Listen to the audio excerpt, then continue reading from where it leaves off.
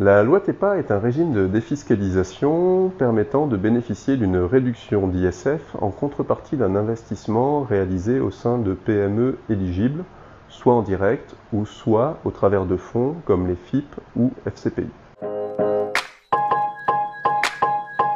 Cette réduction d'ISF s'adresse aux investisseurs particuliers soumis à l'ISF au titre de leur patrimoine et permet de bénéficier d'une réduction d'ISF de 50% des sommes investies, avec un plafond de 45 000 € au global, dont seulement 18 000 € de réduction d'ISF peuvent être issus d'un investissement réalisé via des fonds que sont les FIP et FCPI. La durée de conservation de ces fonds est de 5 ans, puisque la loi impose en contrepartie de cette réduction d'ISF une conservation de 5 ans. Les plafonds de la loi TEPA sont un plafond d'investissement éligible de 90 000 € pour les investissements directs au sein de PME ouvrant donc droit à 45 000 € de réduction d'ISF et de 36 000 € d'investissement via les fonds que sont les FIP et FCPI ouvrant droit à 18 000 € de réduction d'ISF. Ces fonds sont en général accessibles à partir de 1 000 €. Les investissements directs en PME ont des tickets d'entrée qui sont plutôt de l'ordre de 5 000 € et peuvent éventuellement être assortis de frais d'entrée souvent négociables. Pour être éligible à la loi TEPA, les PME bénéficiaires des fonds doivent respecter un certain nombre de critères, dont notamment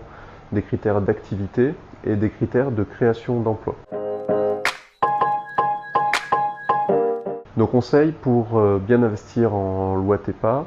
sont d'une part d'éviter les fonds assortis de frais trop importants, de comparer les historiques de performance des différents fonds pour de préférence privilégier les fonds réalisant des performances historiques intéressantes, mais également d'investir pour les personnes ayant un profil prudent sur des PME ou des fonds axant leur stratégie d'investissement sur des thématiques d'investissement en actifs tangibles, comme par exemple l'immobilier, le foncier, les forêts.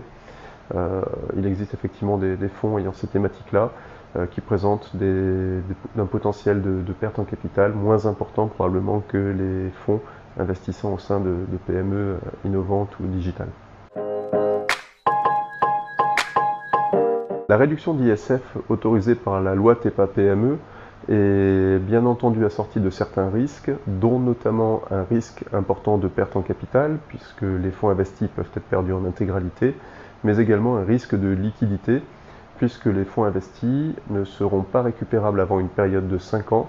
et avant la liquidation des participations dans les PME financées. Afin d'éviter tout montage abusif, la loi TEPA PME a été remaniée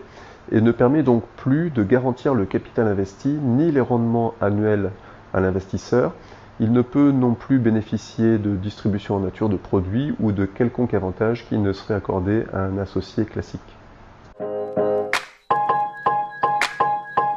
Si vous souhaitez en savoir plus sur la loi TEPA ou réaliser une souscription permettant de réduire l'ISF dans le cadre de cette loi, n'hésitez pas à nous contacter, mon équipe et moi-même, qui sommes spécialisés sur ce sujet.